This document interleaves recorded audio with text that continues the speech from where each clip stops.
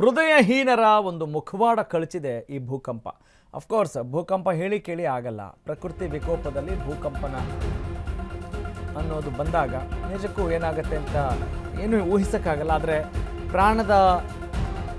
ಪ್ರಾಣವನ್ನು ಉಳಿಸ್ಕೊಳ್ಬೇಕಾದಂಥ ಸಮಯ ಇದ್ದಾಗ ಹೆಂಗಾಗುತ್ತೆ ಅನ್ನೋದಕ್ಕೆ ಇದೊಂದು ಸುದ್ದಿ ಸಾಕ್ಷಿ. ವೆನಿಜುವೆಲಾದಲ್ಲಿ ತಾಯಿಯನ್ನು ಮರೆತಿದ್ದಾರೆ ಕಲ್ಲೆದೆಯ ಮಕ್ಕಳು ಅಂತ ಹೇಳ್ಬೋದು. ಓ ದೇವರೇ, ಯಾವ ತಾಯಿಗೂ ಇಂಥ ಪರಿಸ್ಥಿತಿ ಬರಬಾರ್ದು ಅಂತ ಎಲ್ಲರೂ ಬೇಡ್ಕೊಳ್ತಾ ಇದ್ದಾರೆ. ಈ ಸುದ್ದಿನ ಗಮನಿಸಿದವರು ಜೀವ ಉಳಿಸಿಕೊಳ್ಳಲು ಜೀವ ಕೊಟ್ಟವಳನ್ನೇ ಮರ್ತುಬಿಟ್ರ, ಪ್ರಾಣ ರಕ್ಷಣೆಗಾಗಿ ತಾಯಿಯನ್ನೇ ಮರ್ತುಬಿಟ್ರ ಮಕ್ಕಳು ಅನ್ನುವ ಒಂದು ಉದ್ಗಾರ ಇಲ್ಲಿ ಕೇಳಿಸಿಗ್ತಾ ಇದೆ. ಭೂಕಂಪನ ಆಗ್ತಾ ಇದೆ, ಆದರೆ ಮಕ್ಕಳಿಗೆ ತಾಯಿಯ ಲಕ್ಷ್ಯವೇ ಇಲ್ಲ.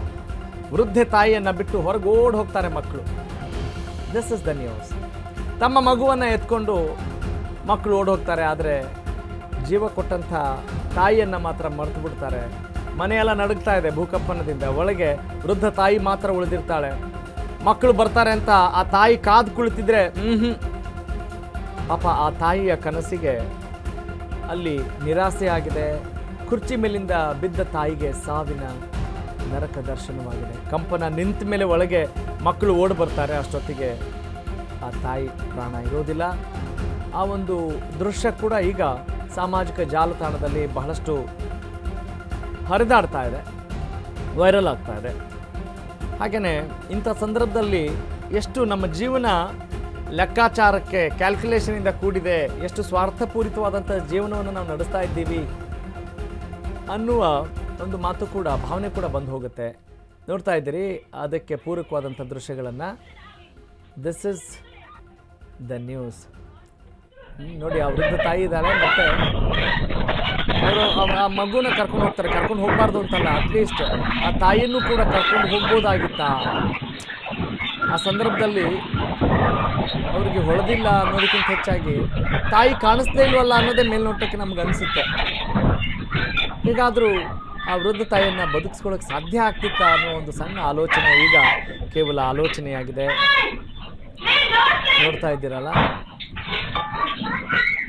ತಾಯಿಯನ್ನು ಎತ್ಕೊಂಡು ಹೋಗ್ತಿದ್ದಾರೆ, ಆದರೆ ತಾಯಿಯ ಜೀವ ಈಗ ಇಲ್ಲ.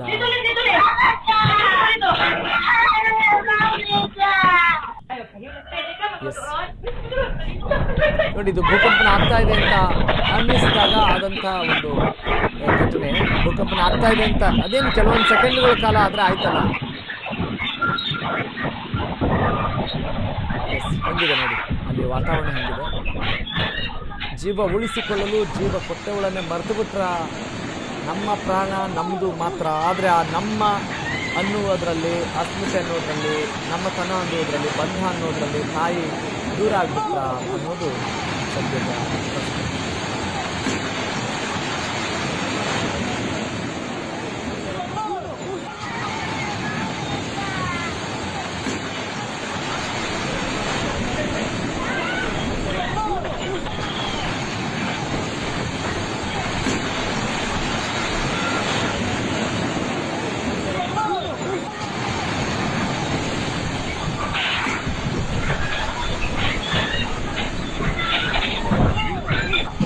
ಇಂಥ ಸಂದರ್ಭಗಳಲ್ಲಿ ಅರ್ಧಕ್ಕರ್ಧ ಭಯನೇ ಜಾಸ್ತಿ ಆಗಿರುತ್ತೆ. ಭಯ ಮತ್ತು ಆಗಿನ ಸ್ಥಿತಿ, ಸಂದರ್ಭ